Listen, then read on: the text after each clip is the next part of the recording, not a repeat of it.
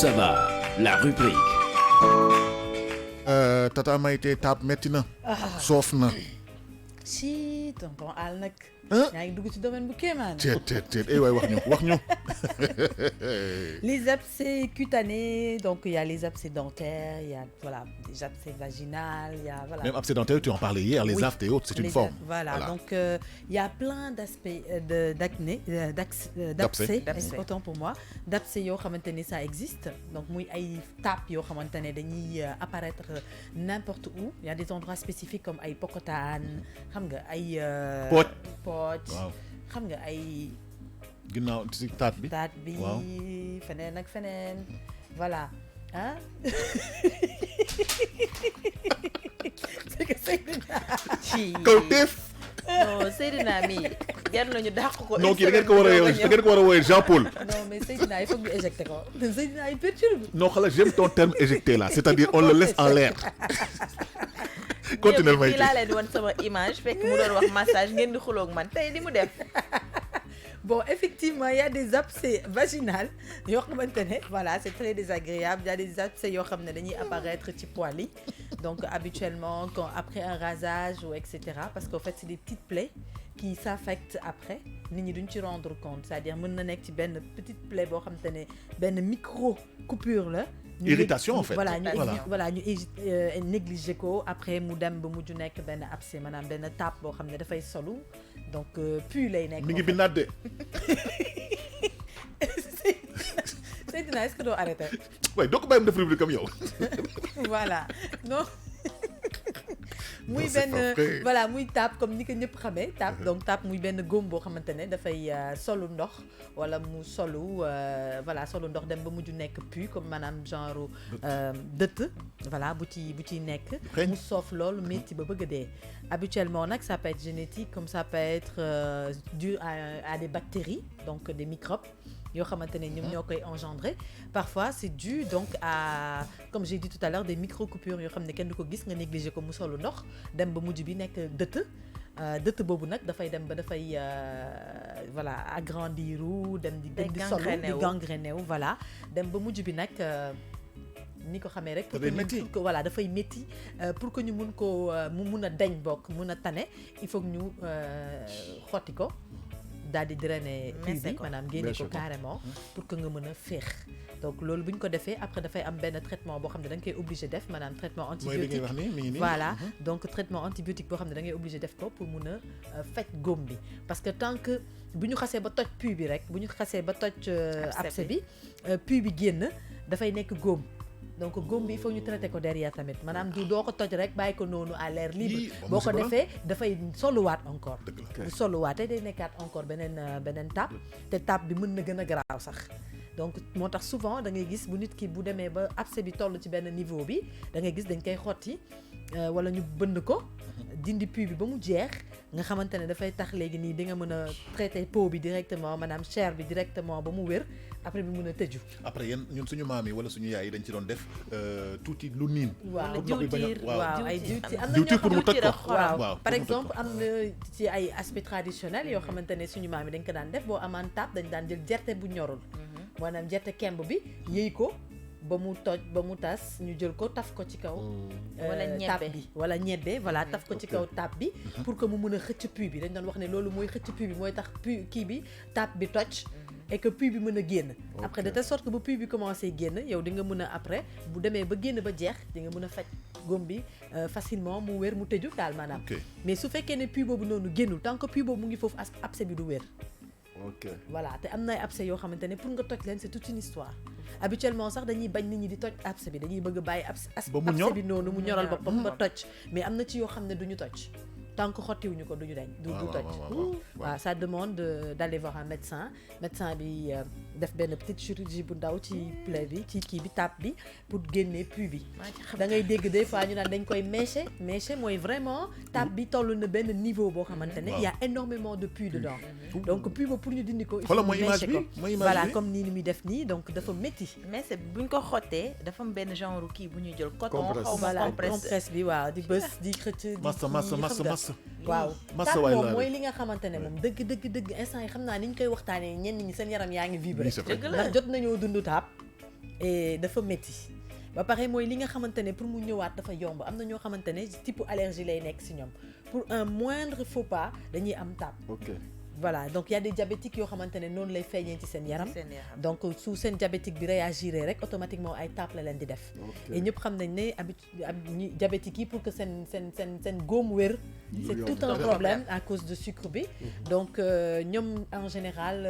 voilà c'est très compliqué pour ñoom ils sont obligés d'avoir un suivi très rapproché des médecins parce que le problème est que bu xasee ba taab bi toj ba puits bi génn après góom lay nekk góom boobu noonu ñoom seen góom du gaaw a wér donc il faut vraiment voilà bokkul ak ñi nga xamante ne voilà amuñu kii donc il faut vraiment ñu defal leen benn suivi bu très rapproché pour éviter que góom bi mujj infecté wu ba mujj gangréné leneen parce que ñoom seen góom bu xasee ba commencé ibbeeku ba commencé gangréné il y a de fortes chances que ne pour mu tëju non pas amputé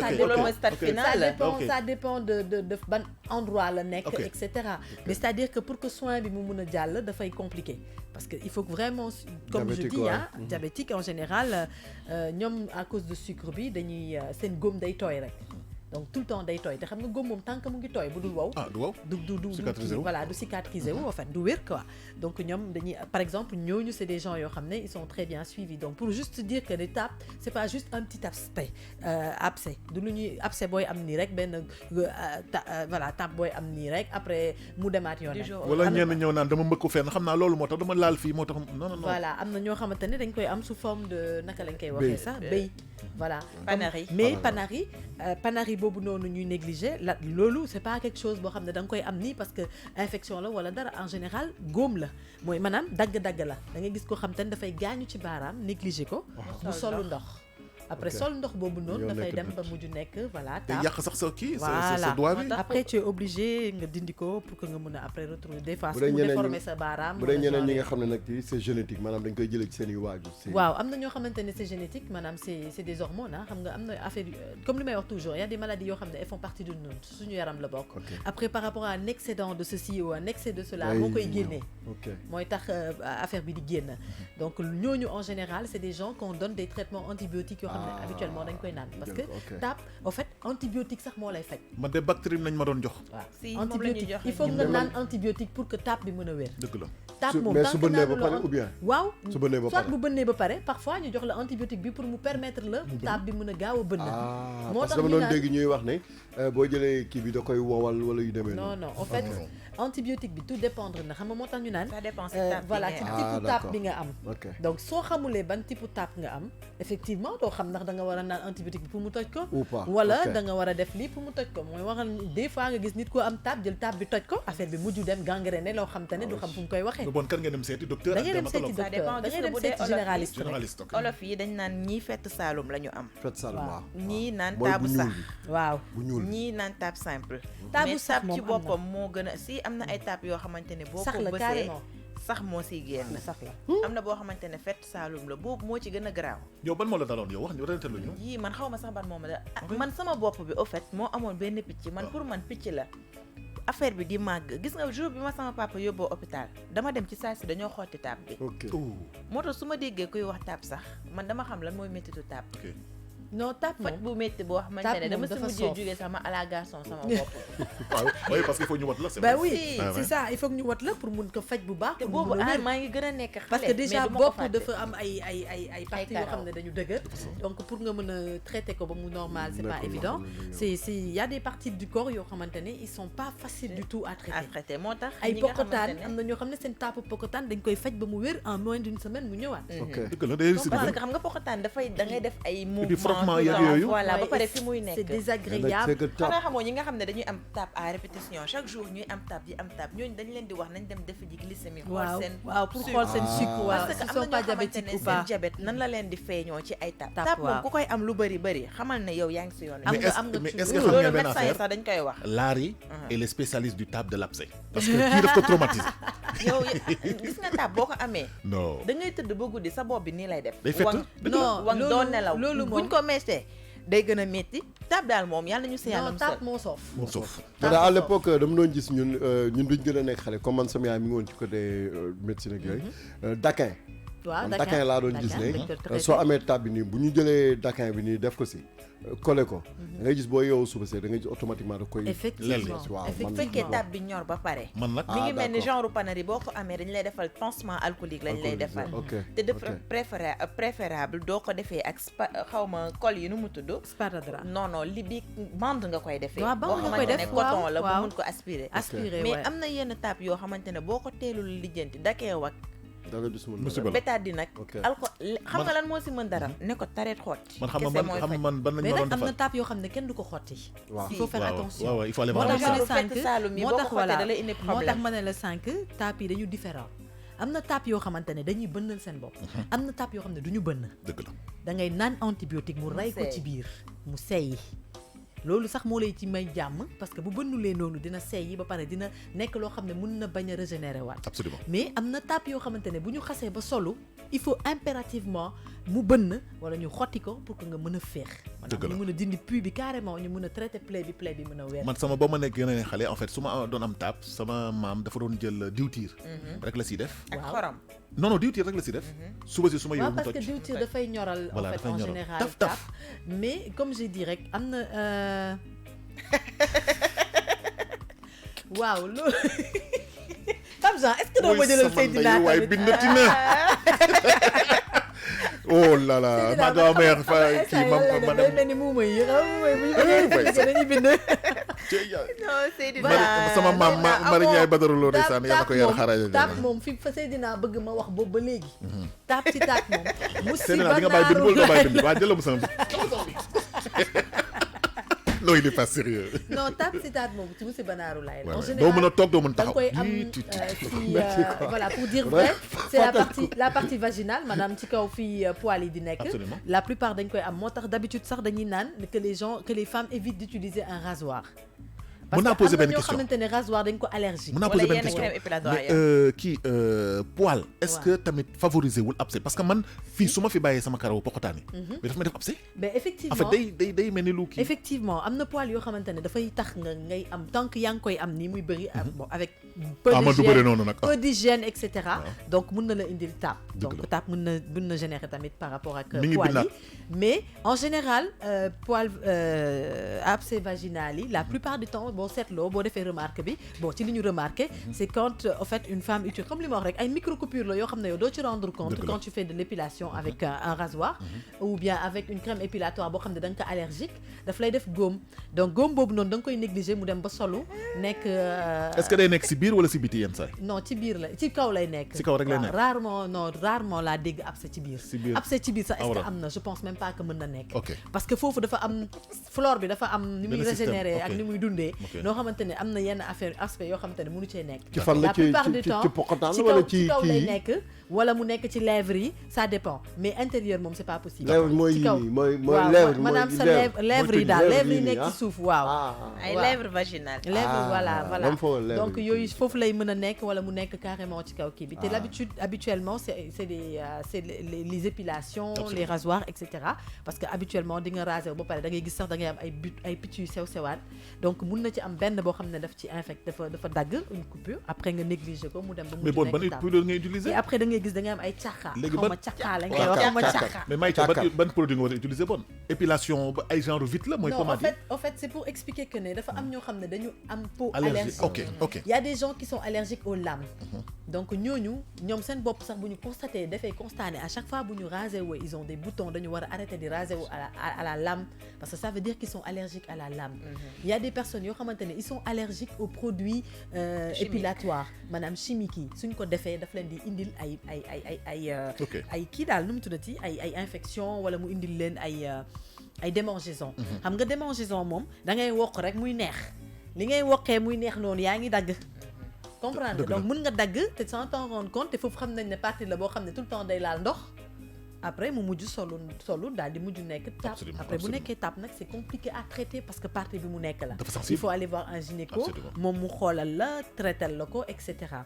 voilà même chose la rek ci bu góor ñi tamit donc góor ñi tamit seen poil yi fi mu nekk ils ont de fortes chances tamit ñu mën a am foofu tape dëgg la waaw bu leen yàlla natoo surtout nag ici si kaw waaw bu leen yàlla nattoo nag ba mu am nag ci naka la góor gi Njaay lu tax na sant loo ko Njaay sant loo ko Samb da ngay def waay sant loo ko Samb góor bu gi dee ci Samb kaw góor ji Njaay nag la nekk nag boobu dina méttee lijjanti. dem seeti sexologue rek mën naa nekk tamit waaw waaye dama seeti gynécologue tamit il faut savoir que gynéco c'est pas juste pour les femmes un gynécologue c'est quelqu'un qui peut suivre comme un homme comme une femme. mais nag rare góor ñi dem ci gynécologue. non mais parce que au fait tout amuñu simplement problème ils sont yooyu. imbus de leur personne xam nga am na ñoo xamante ne dañu fier ba nga xamante ne rëy genn xeetu rëy goo xam ne pour ñoom voilà c'est faible d'aller voir un gynéco c'est Nee na faible ñoom d'aller amuñu voir un problème truc yooyu. À qui tu voilà. parles, toi? À Alors qui tu que parles, toi? à vous. c'est pas une histoire de faiblesse c'est une histoire de santé quoi il faut arrêter Absolument. ces délires. Non, mais bien voilà sûr. donc Écoute, allez voir un gynéco parce que c'est un gynéco qui peut vous traiter parce qu'il y a des infections que les hommes ont aussi des infections sexuellement transmissibles yoo xam ne dañ koy am il faut que ñu dem seeti docteur pour mu traiter leen. Dëgg la. Il y a Bien des sûr. hommes stériles yoo xamante ne c'est un gynéco qui peut les aider à enlever cette stérilité là. Absolument. mu ngi doon waxu impuissance sexuelle. Il depuis représente sànq. confiance en franchement forcé soi. na ma ko pour ñu waxtaan ci tey maa bañ du ma waxtaan ci impuissance sexuelle Donc, tey di si dinaa ñëwaat, ci di si ñëwaat ñëwaat. incha allah mais dama ci sànni juste benn phrase rek mooy impuissance sexuelle c'est une maladie qui est traitée par des gynécos. Absolument. Il faut aller voir un gynécologue. Et qui un te sexologue dise- aussi. Voilà, un sexologue. Ils te feront des analyses, des tests, etc. pour ñu xam impuissance boobu lan moo ko waral. à la demande générale nee nañu tamit na nga def si thème diabète. waaw waaw sonal nañu bëri ak diabète aliment moom nee na surtout diabète moom seen alimentation. non nga gëstu diabète ko. moom damay am Diabète ak diabétologue tension. damay am diabétologue buy ñëw fii super. boo xam ne dama koy invité mu ñëw ñu toog ñu Am pelloo na ci solo, loolu parce am que na loolu solo. c'est important qu'un spécialiste soit là pour nous dire exactement parce qu'on a tendance à beaucoup tergiverser sur le diabète à avoir beaucoup de préjugés sur le diabète concernant les traitements concernant beaucoup de choses donc c'est mieux qu'un spécialiste nga xamante ne ñoom dañu xarañ ci mbir mi ñoom ñoo ñu mën a éclairer sur beaucoup de points yoo xamante ne ci diabète bi la d'accord kii suñ ko Voilà. toppee duñu terminer. voilà looy donc tënkee affaire bi. abcès tape muy loo xam ne dafa métti trop loo xam ne dafa inconfortable voilà dafa inconfortable mooy maanaam nga am loo xamante ne yow doo mën a toog doo mën a taxaw doo mën a wengalu nee na taab soo ko amee si xott doo sa xott yi doo mën a dox. wax non nga dëgg waxuma la de dox rek mais da nga dul da toog ngay wengalu. xam nga ngay toog di def position de arrêt xam nga tam nga mel ni nag escargot nag naan ni di wër di def au ralenti pour mën a toog lépp taab ci bopp ko gën a métti. yii tap fépp Non, man Maïté. amoon naa abcès si yal na ween. leen yàlla musal. man am naa tap ci wen par rapport à sama doom daf ma màttoon alors matt bi xam nga rek xale yi des fois dañuy mel ni ñuy ay vampire xam nga donc du coup ma négligé affaire bi mais je me suis retrouvée ak benn tap boo xam ne inimaginable sama wen bi en fait dafa enflé en woon fait da nga jàpp ne da la matt mais da la giir xam nga non géexuma daf la giir déedéet géexuma may matt la woon maanaam góom góom man ma jàpp ne géex la wala ma jàpp ne bon Ok. xam naa ni mu doon nampé cus bi mu saf mu dëgër xam nga parfois ñoom dañuy abuser les enfants là ak yooyu nekkete c'était une coupure ok en fait ma négligé coupure boobu mu dem ba nekk ngandim sama wen bi toll nu ba man ma yaakaar ne sax dama am cancer du sein Mara ba Bénis. tiit ba naroon voilà xam nga parce que des fois nga gis yenn attitudes yi ci sa yaram ba dem waroon def mammographie la chance que j'ai eue mooy que je devais pas faire de mammographie il fallait d'abord ñu xool ko donc j'ai dû faire des analyses ñu defal ma xool gis ne ni que c'était un abcès il fallait dagg ko génne pus bi doog a mën a def mammographie bi après nga mën a nampal bi. voilà ma mën a donc j'ai Ok. dû subir une opération une petite chirurgie pour Ok. ñu dagg ko purger mais boo gisee pus bi génn c'était extraordinaire c'est-à-dire loolu su ma toogaatoon tuuti négligé ko wala di ko caaxaane mënoon na ma yóbbu ci léegi bébé ban beneen ween bi nga ko doon waaw jox. donc beneen Ok. ween bi laa ko doon jox ween ba mënatu ko woon nàmp parce que ween boobu dafa gaañu woon tu vois donc c'est des ay douleurs yoo xam ne da nga koy yëg ba sa biir xol bi nga yaakaar ne sa xol bi day wadd voilà benn donc affaire. moo taxoon tey ñu bëggoon ci ñëw wax ne nit ñi ne nañu bu ñu comme ni ko Laari waxee sànq tapi bu commencé répétitif rek dama seeti docteur ñu xoolal la defal la ay analyse parce que loolu mooy tax nga mën a xam ndax tu es diabétique ou pas wala ndax da nga am beneen type feebar wala allergie boo xam ne da nga ko yor sa yaram moo waral nga am ay tap donc ñoom dinañ la jox traitement jox la ay antibiotiques yooyu naan pour mën a rey tap bi à la base donc su fekkee du loolu tamit bu fekkee da nga am tap nga gis ne tap bi ñorul et que tu as du mal peut-être à ce que mu toj bu tojee tamit da nga koy bës il faut nga am xol nag pour bës parce que bës bi dafa métti nga bës ko ba pus bi yëpp génn tant que pus bi jeexul tap bi du wér. ok il faut que pus bi jeex. bon ce qu'il faut retenir il faut Voilà. aller chez le médecin. Il faut aller chez le médecin. Ah, c'est vrai. Pas besoin d'aller chez un spécialiste mais un généraliste juste suffit moom mu xool tap bi xool état wu tap bi xam exactement lan la ci war a defal su fekkee dafa am il faut qu'on le pour ñu dagg ko purger ko ak yooyu ñoom dinañ la ko wax maanaam drainer pus bi bu fekkee dañu war a dañ la war a jox ay antibiotiques yooyu naan pour mu rey pus bi à la source dinañ la ko jox après yow nga mën a nekk ci jàmm. Merci beaucoup Maïté, c'était la rubrique